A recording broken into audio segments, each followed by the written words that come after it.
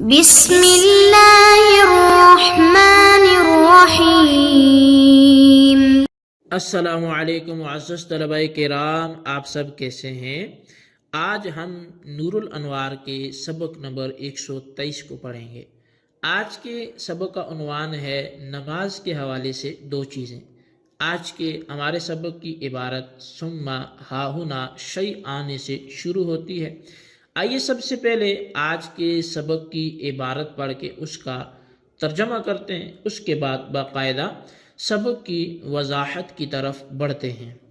مصنف علیہ رحمہ لکھتے ہیں ثم ہاہنا شیئان، پھر یہاں پر دو چیزیں ہیں، نفس الوجوب و وجوب الاداء۔ ایک تو نفس وجوب ہے اور دوسرا وجوب ادا ہے۔ فنفس الوجوب سببہ الحقیقی هو الایجاب القدیم، تو پس جو نفس وجوب ہے تو اس کا سبب حقیقی تو ایجاب قدیم ہے۔ وسببہ الظاہری وہو الوقت اقیم مقامہ، اور اس کا جو ظاہری سبب ہے، سبب ظاہری وہ وقت ہے جو سبب حقیقی کے قائم مقام ہے۔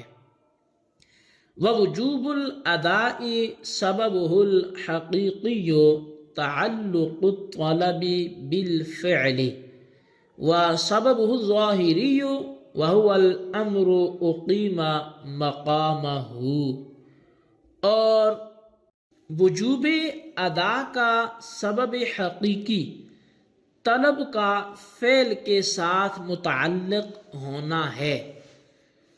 طلب کا فعل کے ساتھ متعلق ہونا یہ وجوب ادا کا سبب حقیقی ہے، اور اس کا سبب ظاہری وہ امر ہے جو سبب حقیقی کے قائم مقام ہو۔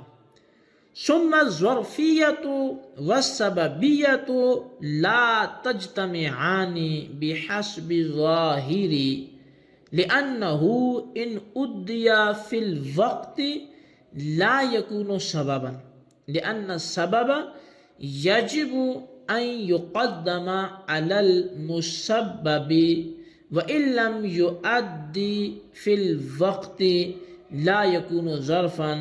خیر وَإِن لَّمْ يُؤَدِّ سے ہم اس کی عبارت کا ترجمہ بعد میں کرتے ہیں۔ آئیے جتنی عبارت پڑھ لی گئی ابھی اس کے ترجمے کی طرف بڑھتے ہیں۔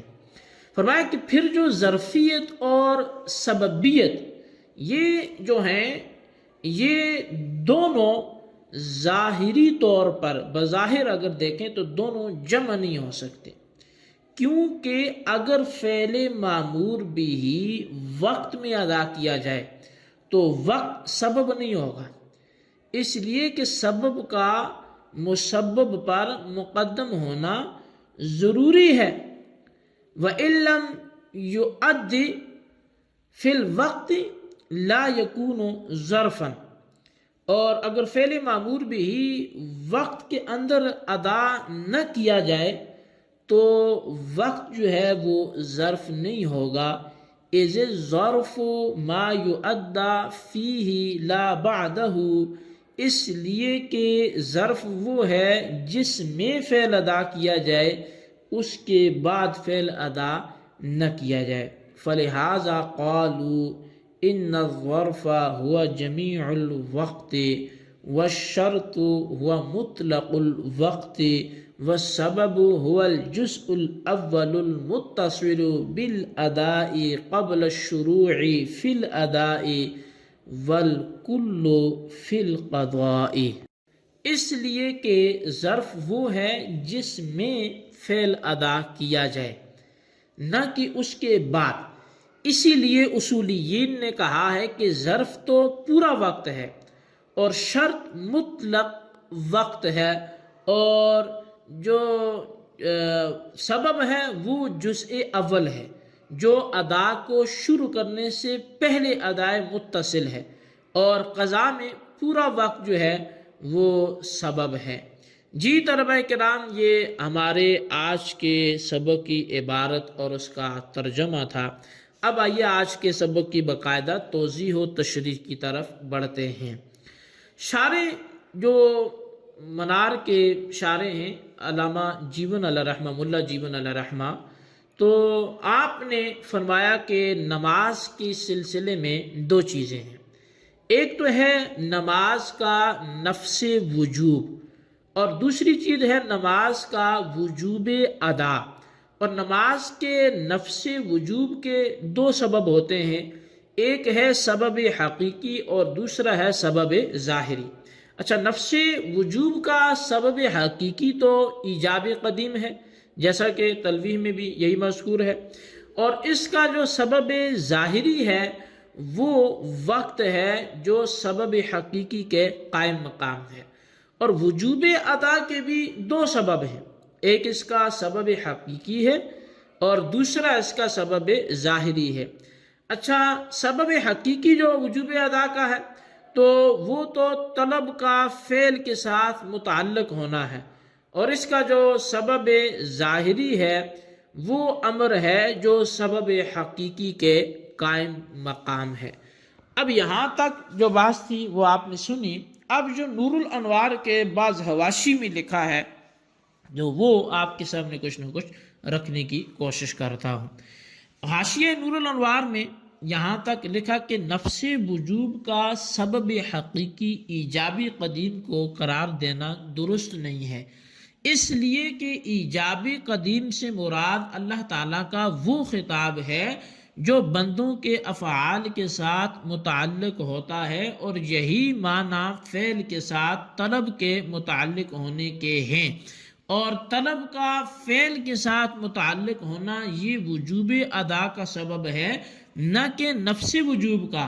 پس نفس وجوب کا سبب حقیقی یا تو وہ نعمتیں ہیں جو اللہ تعالیٰ نے اپنے بندوں کو عطا کی ہیں، جیسا کہ قاضی بیضاوی نے یا ایھا الناس اعبدوا ربکم الذی خلقکم والذین من قبلکم لعلکم تتقون کی تفسیر کے تحت اس بات کو تفسیر بیضاوی میں ذکر کیا ہے کہ اللہ تعالیٰ نے بندوں کو وجود اور بقائے وجود کے لیے جو نعمتیں عطا کی ہیں ان پر شکر ادا کرنے کے لیے عبادت کو فرض کیا ہے۔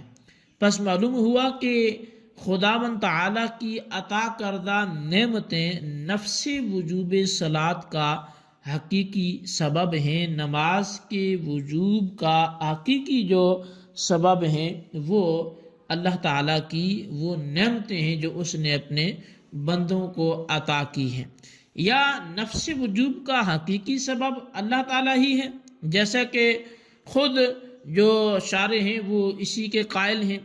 تو صاحب نور الانوار کہتے ہیں کہ بظاہر سبب اور ظرف دونوں جمع نہیں ہو سکتے، کیونکہ اگر نماز وقت میں ادا کی گئی تو وقت نماز کے لیے سبب نہیں ہو سکتا، اس لیے کہ سبب کا مسبب پر مقدم کرنا یہ ضروری ہوتا ہے، اور اگر نماز وقت میں ادا نہ کی گئی تو وقت نماز کے لیے ظرف نہ ہوگا، اس لیے کہ ظرف وہ ہے جس میں نماز ادا کی جائے، نہ کہ وہ جس کے بعد فعل نماز ادا کیا جائے۔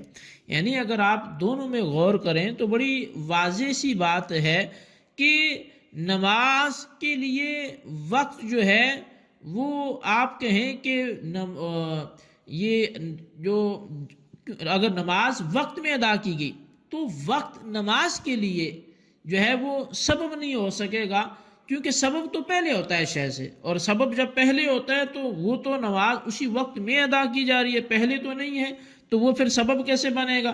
اور اگر آپ کہیں کہ ظرف کی بات کریں تو ظرف تبھی ہوگا جب نماز اس وقت میں ادا کی جائے، اگر آپ نماز کو فعل کے اس وقت کے بعد ادا کریں تو پھر وہ ظرف نہیں رہے گا۔ تو بہرحال بظاہر سبب اور ظرف دونوں کا جمع ہونا ممکن نہیں ہے، اس لیے کہ سبب شے سے پہلے پایا جاتا ہے اور جب کہ ظرف جو ہے اس میں شے پائی جاتی ہے۔ تو حالانکہ مصنف نے وقت کو نماز کے لیے سبب بھی قرار دیا ہے اور ظرف بھی قرار دیا ہے، اسی اشکال کو دور کرنے کے لیے اصولیین نے کہا ہے کہ ظرف تو اول تا آخر پورا وقت ہے، اور شرط جو ہے وہ مطلق وقت ہے، اور ادا میں سبب وقت کا وہ اول حصہ ہے جو شروع کرنے سے پہلے ادا کے ساتھ متصل ہوتا ہے، اور قضا میں پورا وقت سبب ہے۔ پس جب نماز کے لیے ظرف پورا وقت ہے اور سبب وقت کا وہ حصہ ہے جو ادا سے پہلے ہوتا ہے اور ادا کے ساتھ متصل ہوتا ہے، تو اس صورت میں سبب اور ظرف دونوں کا جمع ہونا ممکن ہے، اور قضا کے لیے پورے وقت کے کو سبب قرار دینے میں کوئی مذائقہ بھی نہیں ہے، اس لیے کہ جب وقت کے اندر نماز ادا نہیں کی گئی تو یہ وقت قضائے نماز کے لیے ظرف نہ رہا، اور جب یہ وقت ظرف نہ رہا تو اس کا سبب ہونا بھی ممتنع نہیں ہوگا۔ جی طلبہ کرام، یہ ہمارے آج کے سبق کی عبارت اور اس کی وضاحت تھی۔ آج کے سبق کو اچھی طرح سمجھیں اور اس کے خلاصے کو اپنے رجسٹر پر لکھیں، بالخصوص ان سوالات کے جوابات بھی دیں۔ سوال نمبر 1 یہ ہے کہ ملا جیون الرحمن نماز کے سلسلے میں کون سی 2 چیزیں بیان کرتے ہیں، دونوں کے نام تحریر کریں۔ اور سوال نمبر 2 یہ ہے کہ اصولیین کا ظرف اور سبب کے حوالے سے کیا کہنا ہے، ان کا خلاصہ بھی اپنے رجسٹر پر تحریر کریں۔ اللہ تبارک و تعالیٰ سے دعا ہے جو کچھ ہم نے پڑھا سنا اسے یاد رکھنے کی توفیق نصیب فرمائے، آمین بجاہ النبی الامین صلی اللہ علیہ وسلم۔